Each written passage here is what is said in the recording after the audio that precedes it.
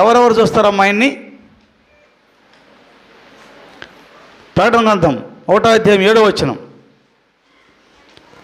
ఎవరెవరు చూస్తారో చూద్దాం ఆయన వచ్చేటప్పుడు. త్వరగా తీయాలమ్మా. ఇదిగో ఆయన మేఘారూఢుడై వచ్చుచున్నాడు, ప్రతి నేత్రము అది సంగతి. ప్రతి నేత్రం అంటే, నేత్రం అంటే కన్ను, అంటే ప్రతి కన్ను, నీ కన్నున్న వాళ్ళందరూ కూడా, ఎవరికైతే కన్ను ఉంటాయో కన్నున్న వాళ్ళందరూ చూస్తారు ఆయన్ని. ఒక అమెరికా దేశంలోని ఒక ప్రాంతానికి రాడు ఆయన.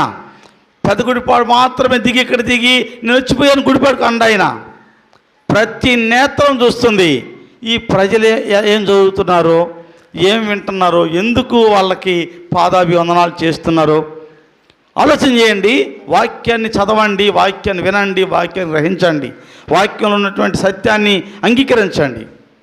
కనుక ఇలా అందరు చెప్పారు. ఏం చెప్పారంటే, వారు పలువురిని మోసపరిచెదరు. మోసం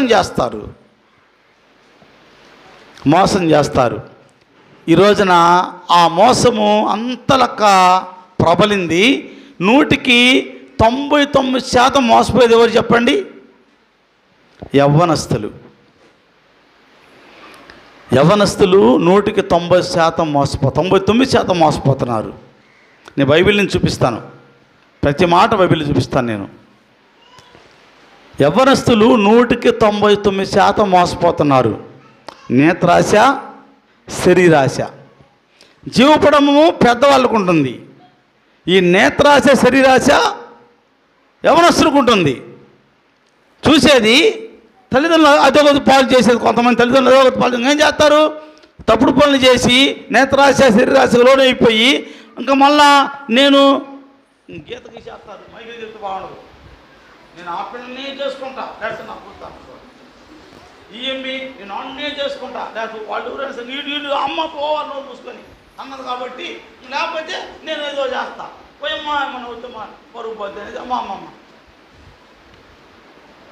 నేను కని పెంచింది, పెద్ద చేసింది నీ ఇష్టానుసారంగా పెత్తనం చేసుకోమని కాదు.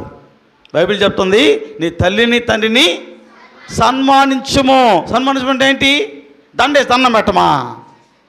సన్మానం అదే కదా. మరి నువ్వు దండం పెట్టాల్సిన పనిలే.